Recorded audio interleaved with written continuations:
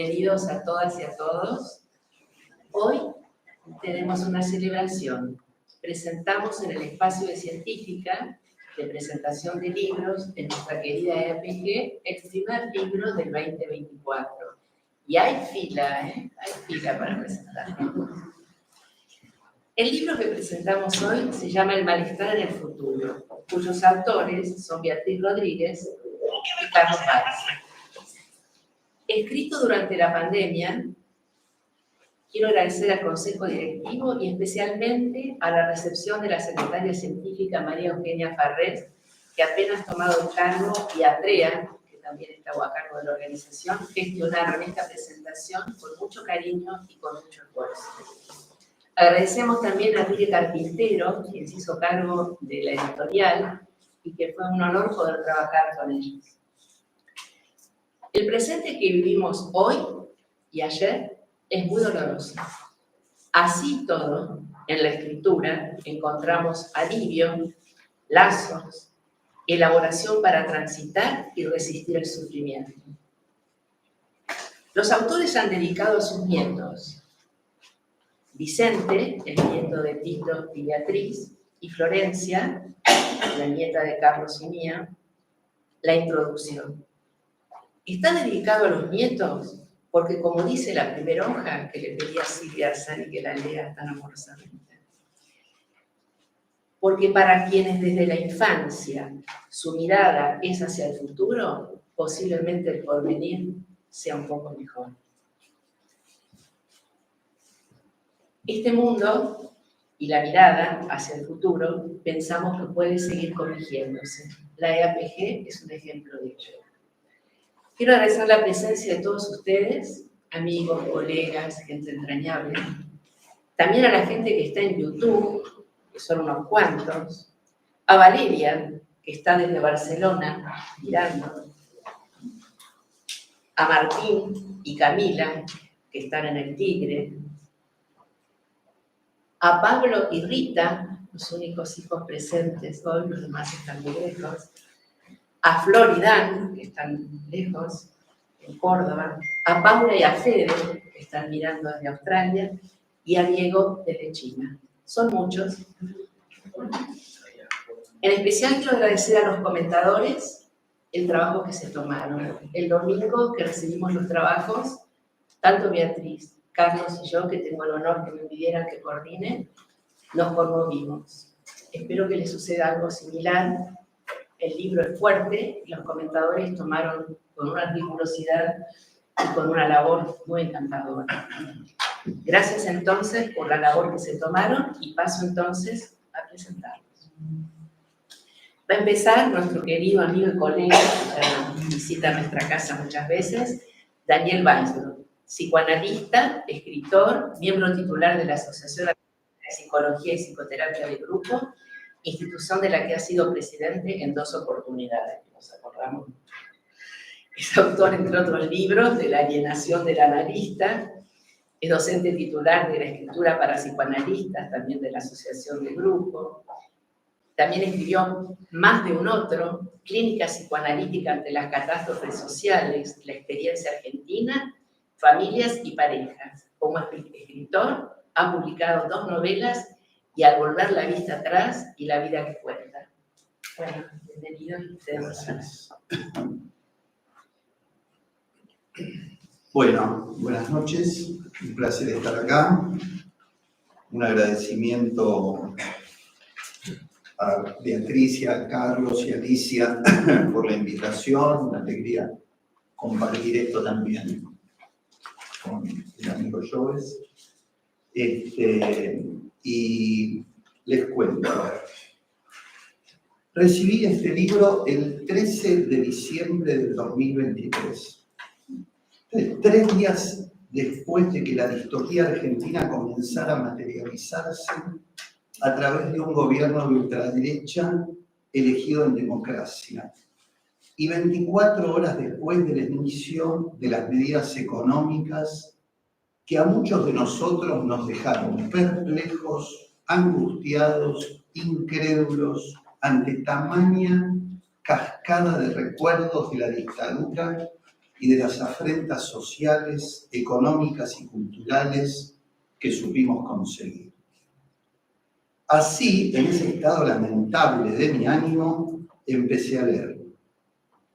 Y rápidamente me di cuenta de que el texto podía encararse desde dos lugares diferentes. Por un lado, un logrado intento de elaborar lo que nos sucede en este mundo en el que vivimos, con nuestras prácticas afectadas por las distintas convulsiones que a lo largo de los años se abalanzaron sobre nosotros psicoanalistas. Así fuimos pudiendo comprender que el aparato psíquico no era una entidad cerrada, inmune a la vida social, a la que tendríamos que acceder por una tecnología de interpretación que iba desde el Edipo al narcisismo, mediado por la transferencia, sin injerencia de aquello que nos instituye como humanos, más allá de la madre, la teta, el límite de la castración y de la falta. Entonces decía, por un lado, ese camino que nos permitía comprender un poco más el tránsito de nuestro lugar en el mundo, desde la utopía feliz a la que nos habíamos entregado, al desatino de las múltiples distopías que marcaron la historia del mundo. Pero también, y en eso consiste, creo, uno de los mayores logros de este precioso libro, puede leerse un recorrido sobre la literatura. Un camino con múltiples vueltas, giros e encrucijadas que van jalonando la historia de cómo los escritores fueron leyendo el mundo del que formaban parte y nos fueron contando acerca de sus angustias, sus ilusiones y sus temores por lo que sobrevendría.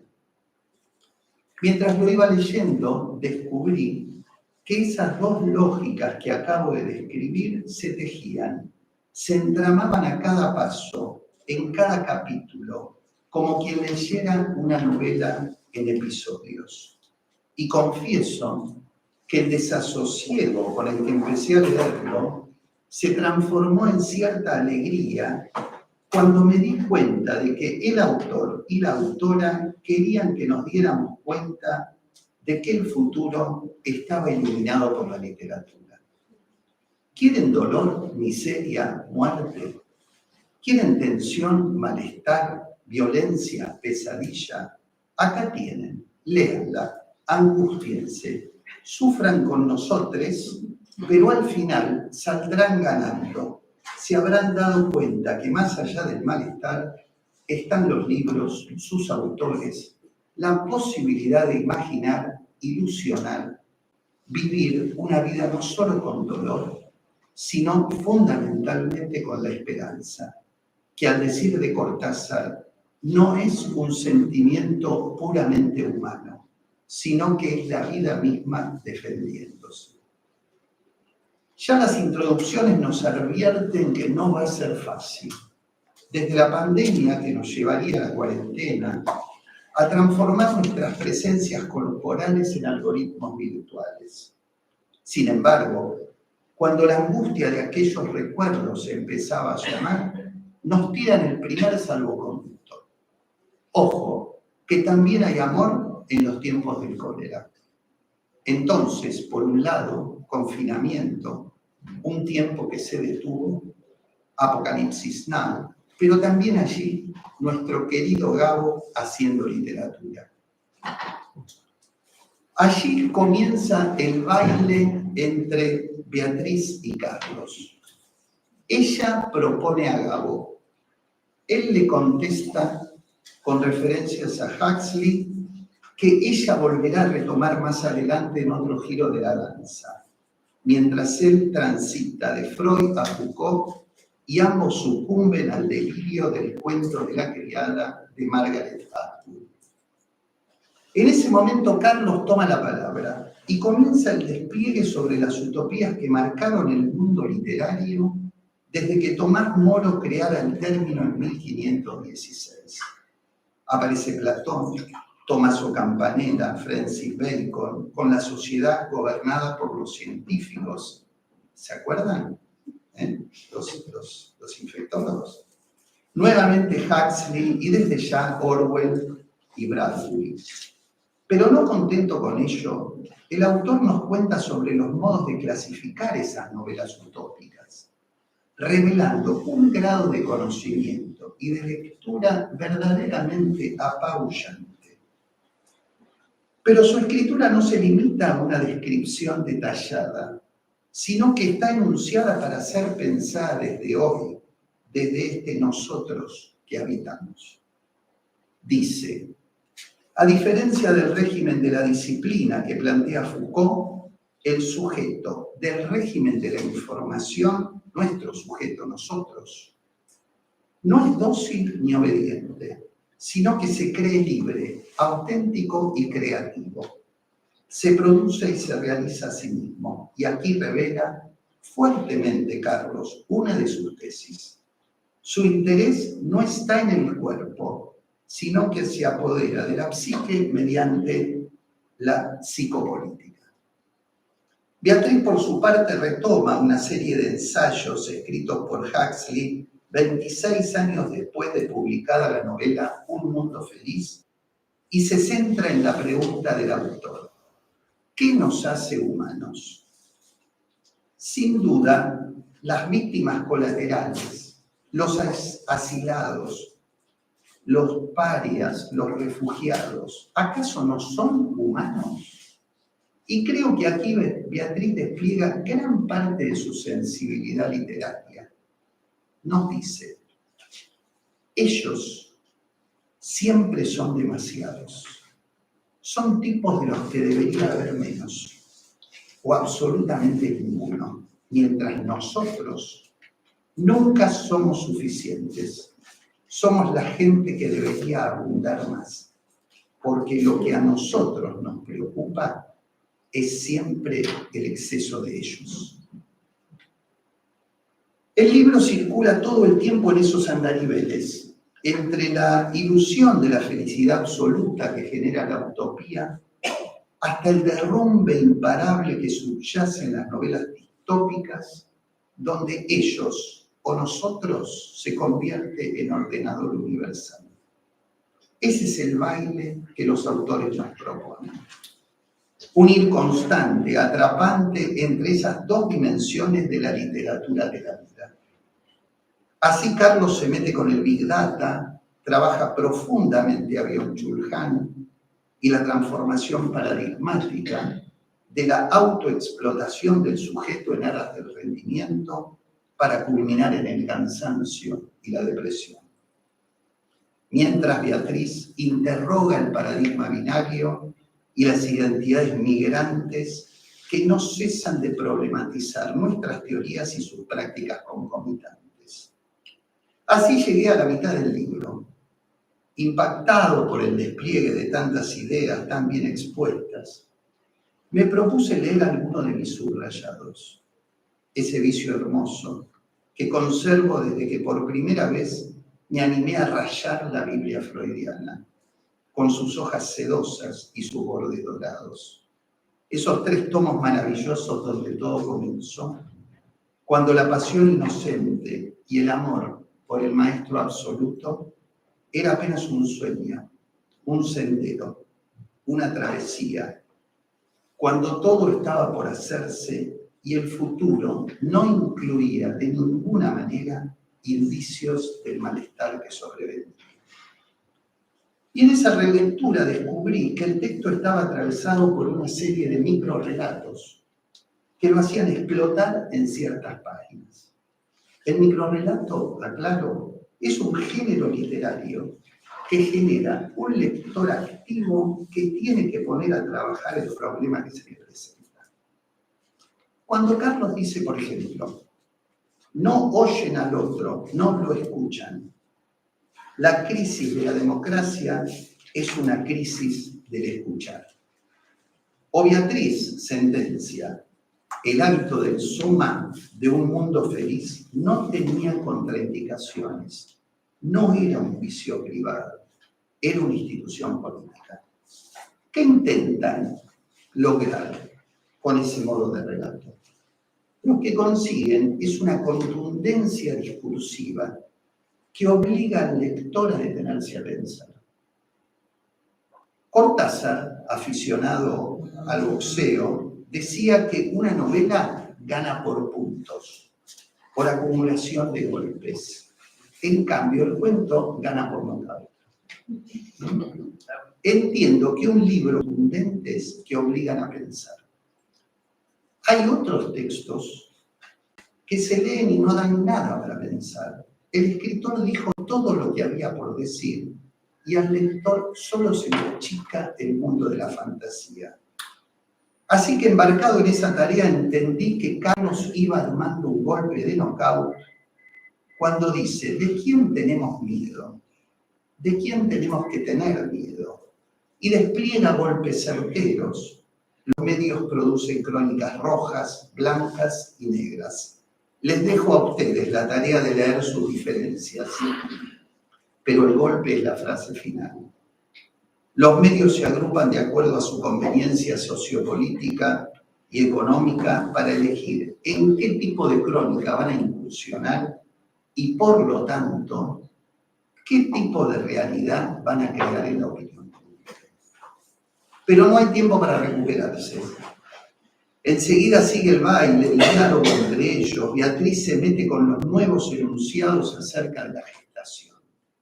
Margaret Atwood va en su auxilio con el cuento de la criada. Esa distopía de sometimiento y lucha sin cuartel, donde las mujeres somos matrices de dos piernas. Eso es todo lo que somos. Vasos sagrados, cálices ambulantes. Y Beatriz se pregunta si acaso la subrogación de vientres, como transacción lisa y llana, mediado por un pago o por una contraprestación económica, ¿no transforma acaso el vientre femenino en un recipiente, a la función de gestar en un servicio y a su producto en una mercancía?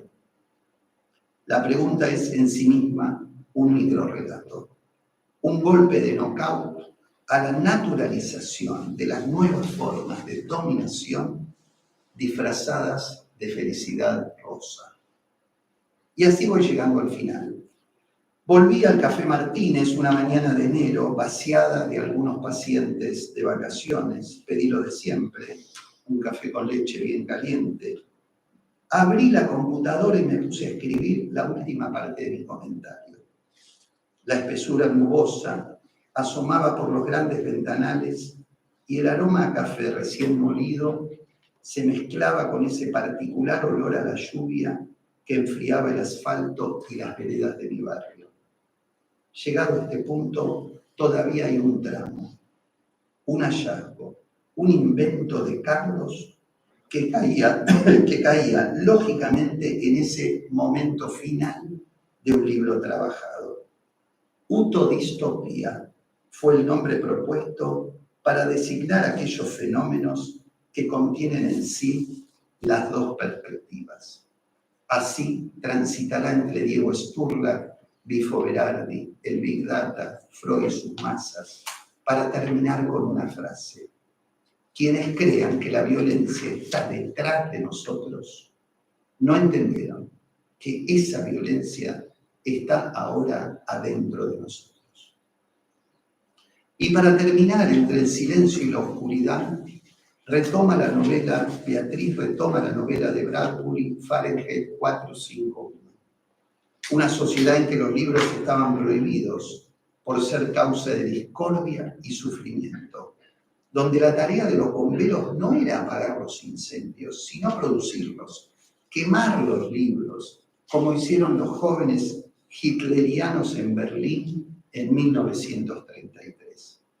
En ese momento Beatriz recuerda aquella frase irónica de Freud, interrogado por esa hoguera en la que también había muchos ejemplares de su obra.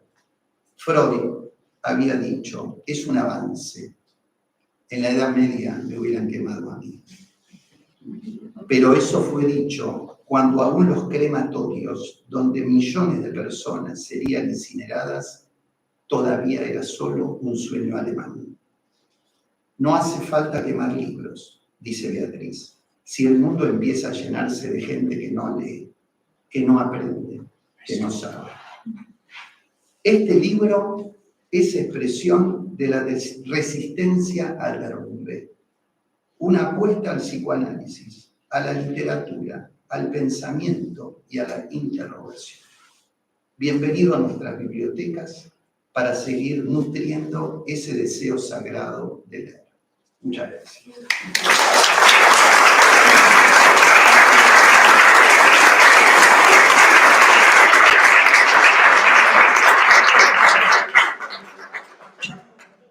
Gracias, Dani.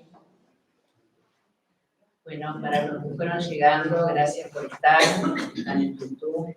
Vuelvo a decir que el libro está dedicado a Vicente, el nieto de Beatriz y Tito, y a Florencia, nuestra nieta, y seguramente está en el YouTube. Vicente es chiquito, pero por ahí lo va a ver después, y Mariana también debe estar viéndolo.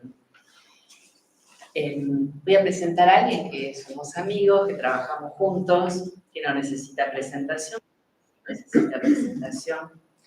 Roberto Lloves es médico psiquiatra, es magíster en psicoanálisis, es jefe del Servicio de Salud Mental de la Obra Social de Gráfico, docente, ex secretario científico y actual secretario general de la EAPG, autor del libro Lazos que construyen del 2022. Hola, ¿se escucha? Bueno, en principio agradezco a Beatriz y Carlos por esta invitación, mi noticia. En tiempos donde la tecnología amenaza con sustituir al libro expreso, una ocasión como esta es para festejar.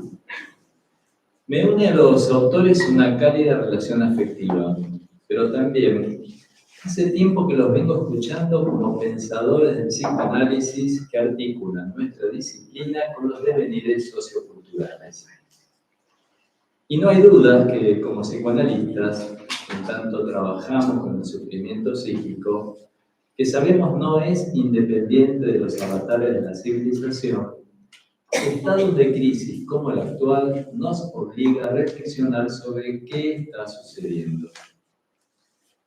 La lectura de este libro, El malestar en el futuro de diálogos, fiel al espíritu crítico de Freud, vincula lo social, lo político y la cultura con los conceptos del psicoanálisis. La actualidad, sumergida en los efectos de los avances tecnológicos en manos del capitalismo, demuestra que conceptos como pulsión de muerte y sus tesis consecuentes sobre la agresividad están vigentes en la vida en sociedad. Según nos cuenta Beatriz en sus palabras preliminares, este diálogo con Carlos nace en medio de los efectos devastadores de la pandemia. Un contexto que develó las desigualdades sociales ante el desvalimiento provocado por el COVID. Tiempo crucial que hizo evidente las características selectivas de la globalización, donde poderes anónimos decidían la distribución de los recursos sanitarios según se trate de ciudadanos de primera o segunda clase. Como dice Orwell, en esa parodia social llamada Rebelión a la Granja, todos somos iguales, pero algunos somos más iguales que otros. De esto trata este libro, del mundo donde vivimos, y aporta herramientas para pensar. Como analistas, no se puede leer este escrito sin preguntarse sobre nuestra propia posición acerca del malestar en la cultura. Escrito de 1930, que para algunos lectores es una expresión del pesimismo freudiano sobre la humanidad. En cambio, para otros, entre los cuales me incluyo, es una herramienta fundamental para pensar sobre la vida en sociedad, con qué recursos contamos y cuáles son los límites propios del vivir en el intercambio con los otros, con el cuerpo propio destinado al deterioro y con la impredecible naturaleza. Límites que insisten por su imposibilidad estructural y que exigen su procesamiento. Eso sí, siempre con otros, porque llevamos impresa en la carne la marca del desvalimiento humano, que hace imprescindible el intercambio y el lazo social como al comienzo de la vida misma. El malestar de la cultura freudiana advierte que para tener una vida más o menos segura debemos adquirir el hábito saludable de no pretender la satisfacción plena. que el disfrute es parcial y que no es sin renuncia y pérdida la obtención de cualquier ganancia. Desde esta perspectiva, el verdadero dilema del malestar en la cultura es la medida en que cada cual esté dispuesto a pagar su libra de carne. Parafraseando a Luis Migueles en una charla que dio el año pasado acá en la escuela, el problema no es el malestar en la cultura en sí, sino la pretensión de que sea otro el que cargue con su peso. El texto que hoy se presenta nos recuerda que en esta época la tecnociencia y el capitalismo financiero presentan a la globalización como marca ontológica principal, que bajo las premisas neoliberales se promete suturar el agujero propio del desamparo ante la fuente de sufrimiento. Claro que no es sin efectos sociales cualquier discurso que, como promesa de vida, apunte a desmentir la castración. De las consecuencias de estas insistencias nos aporta e ilumina este libro de Beatriz y Carlos. Habla sobre las múltiples estrategias que imponen ciertos actores con poder para no pagar el precio del malestar en la cultura. Que otro cargue con la inseguridad, la exclusión, la miseria, el miedo, la desesperanza, el deterioro. Parafraseando uno de los textos de Carlos, si es posible que el otro se haga cargo hasta del sinsentido de la existencia misma.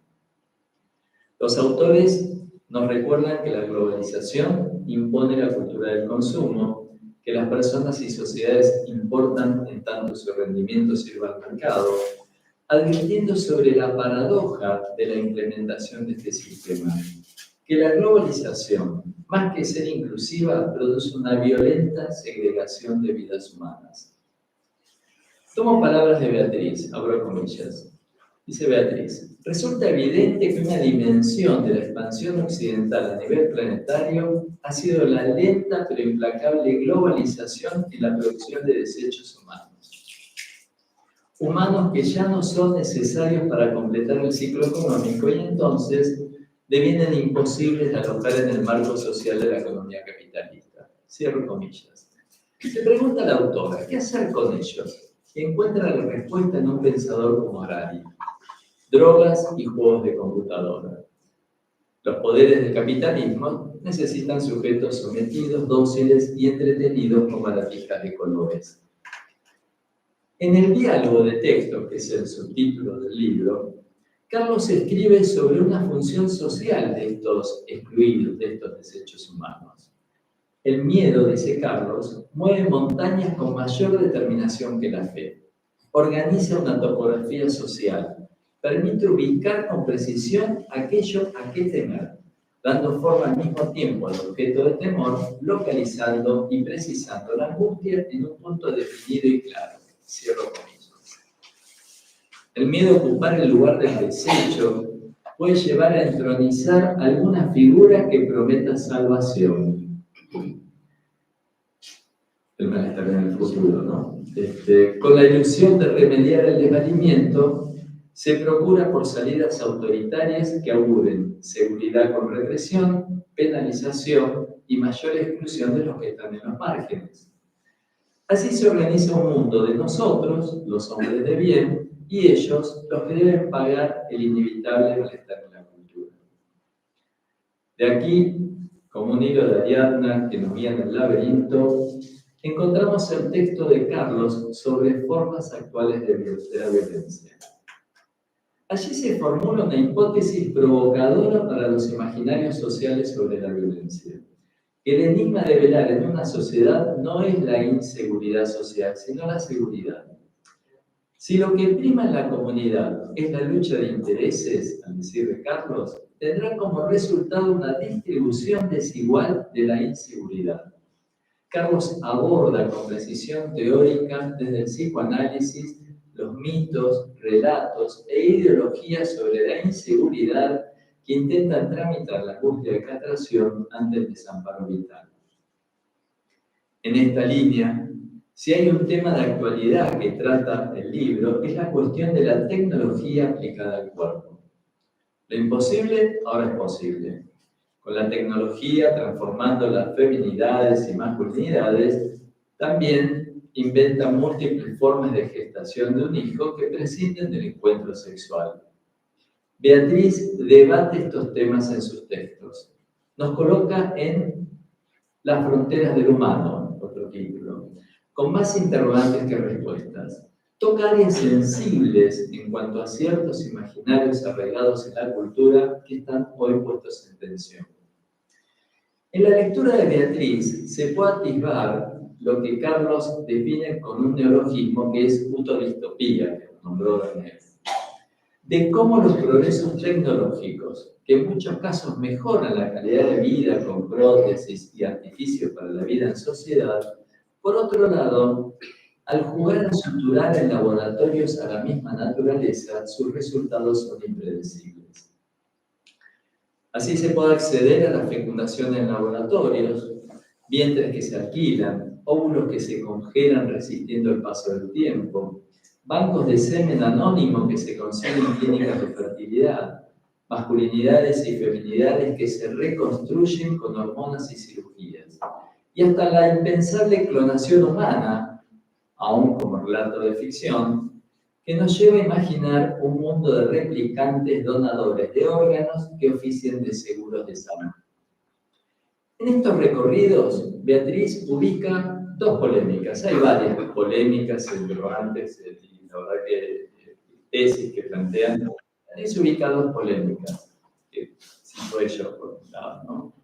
Por un lado, que es ese anhelo de dar vida emulando a Dios, ahora con la herramienta de la ciencia, podría expresar una especie de misoginia destinada a desmentir el lugar de la mujer en su capacidad procreadora. Por otro lado, nos advierte que estas prácticas de laboratorio, en tanto coartadas por la ley del mercado, ponen en juego la desigualdad distributiva, donde será el estrato social el que determine si el usuario tiene el destino de sujeto consumidor o de mercancía. En línea con el diálogo, cito a Carlos cuando analiza los efectos sociales de la inteligencia artificial, la digitalización, los algoritmos, entre otros tantos avances tecnológicos, donde acuerda con Beatriz en que, las citas de Carlos, las nuevas tecnologías implican mayores cuotas de poder de aquellos actores que las tengan por encima de quienes carezcan de ellas. Beatriz y Carlos, desde distintas temáticas actuales, dialogan sobre el malestar en la cultura y lo revisan y desgranan, dándole nuevos aires. Ambos van construyendo una trama de significaciones que generan nuevos sentidos sobre el núcleo del malestar. En su recorrido, contextúan y diferencian los paradigmas que rigieron la escritura freudiana con respecto a los actuales, así como investigan las características de la civilización contemporánea, interrogando la vigencia de los conceptos psicoanalíticos en su capacidad para aplicarlos en el contexto actual. Dice Beatriz: hacer lugar a la revisión y análisis de nuestros supuestos teóricos no equivale a renunciar a los mismos, sino a situarlos en el marco de la historicidad. Para terminar, así los autores van recreando relatos de la literatura futurista que desde tiempos lejanos proyectan un futuro distópico para advertirnos, con el marco del psicoanálisis y de pensadores actuales, sobre las presentaciones contemporáneas que dibujan esa distopía en los fenómenos culturales y sociales del presente. Nos muestran cómo ese futuro distópico se está tejiendo en la actualidad. Lo llaman distopías materializadas, forma original de nombrar cómo se manifiesta en nuestra vida cotidiana los gérmenes de ese malestar del futuro que ya es actual. Como si estuviéramos siendo protagonistas de un escenario que creíamos del porvenir, pero que ya estamos siendo parte del elenco de esos personajes de la literatura de ciencia ficción, viviéndola en la realidad de nuestra vida común y rutinaria. Muchas gracias.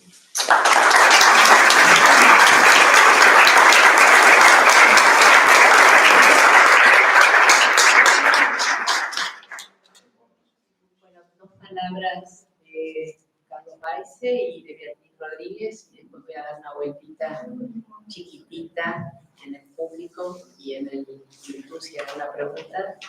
Y vamos a brindar. Es una noche para brindar. Bueno, yo quiero agradecer profundamente la presencia de ustedes, a los comentadores que han, digamos así, se han paseado con una floritura mayúscula por el libro. A mi mujer, que me ha apoyado muchísimo para llegar a este momento, y a Beatriz, porque con ella hemos tenido desde el primer momento la posibilidad de dialogar de una manera en que nuestras palabras se entremezclaban de una manera básicamente, diríamos, mágica. Este grupo, este libro, surgió del grupo de psicoanálisis y literatura que habíamos creado durante la pandemia y que, bueno, digamos, fuimos haciendo distintas charlas y distintos desarrollos, y esto fue lo que de alguna manera nos incendió en la relación con Beatriz la posibilidad de tener una interrelación sumamente importante.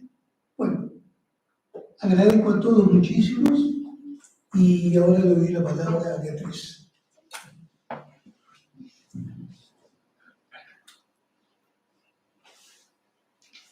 Bueno, aquí estoy. Y escribí unas letritas porque así no me extiendo.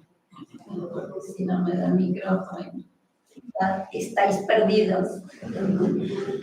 La escritura de este libro, con Carlos, fluyó de modo sincrónico y armonioso, como si lo hubiéramos estado haciendo desde siempre. Y así también surgió su título, pensado al unísono, un título que se explica por sí mismo. Por eso voy a agregar alguna cosita acerca del subtítulo. Diálogos, así en plural, porque son varios. El primer diálogo es el de su origen, como dijo Carlos, el ciclo psicoanalistas dialogando con las letras, que hoy, multiplicado, acá extiende su intercambio sobre el vasto territorio de las artes. Es psicoanalistas dialogando con las artes. El segundo es mi diálogo con Carlos, virtual, presencial, telefónico, epistolar, explorando ideas, poniéndolas en tensión, alternando el análisis y la síntesis, argumentando y nuevamente explorando. El tercero es un diálogo intertextual que comprende a novelistas y psicoanalistas en una permanente apropiación recíproca de significados. Es el diálogo de la ficción que se ensambla y articula con la realidad presente.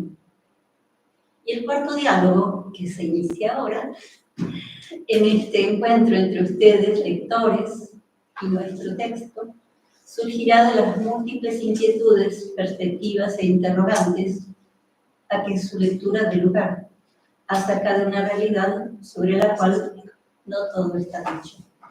Muchas gracias.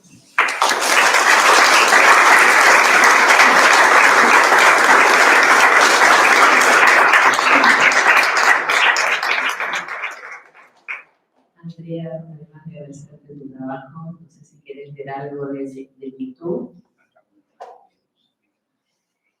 Bueno, como dijiste al principio, están desde distintas partes del mundo y de Argentina, así que me imagino que es una alegría enorme para ustedes. Quería, bueno, hay muchas felicitaciones, por supuesto, y quería sobre todo leer 3 mensajes. Natán Solis, felicitaciones Beatriz y Carlos, gracias por esta nueva producción, y producción lo escribe en mayúscula. María Casariego, mi abrazo a Beatriz y Carlos. Y Mariana Rodríguez, felicitaciones Carlos y Beatriz, y un gran abrazo para ambos autores. Gracias, Andrea. ¿Alguien quiere comentar algo? Así brindamos. Bueno, la verdad es que recibí el libro a los 3 días que había salido y bueno, tuvimos el agrado de leerlo en vacaciones. Impresionante la erudición, la cantidad de recorrido que hacen para expresar sus ideas, pero en realidad, además de felicitarnos, lo que quería era celebrar este nuevo nacimiento, ¿no? Producto del pensamiento. Bueno, y en la medida que apostemos a eso, algo haremos contra las distopías. Así que gracias. Bueno, vamos a ir pegando una vueltita. Quería agradecerte, Cintia, como siempre, poniendo el pecho, a Andrea, a Anita, a la torta que trajo Lucila, el pacho de coco y dulce de leche amasada, a las flores de Ricardo, ¿dónde está Ricardo? Y Norberto, supongo que uno cada uno, ¿no?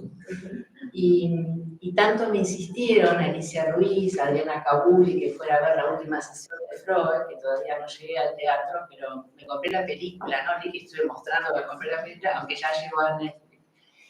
Y en un momento, con esta dificultad, ¿no?, que tiene Freud para aceptar que el avance del nazismo, ¿no?, y aparece claramente, cada uno se protege como puede. Hay una frase que dice que está muy presente en los autores y en los comentadores, y dice: soy grande, estoy enfermo, por suerte no voy a ver los próximos Hitler. Así que tratemos de no ver más esos próximos Hitler. Gracias a todos y vamos a ver.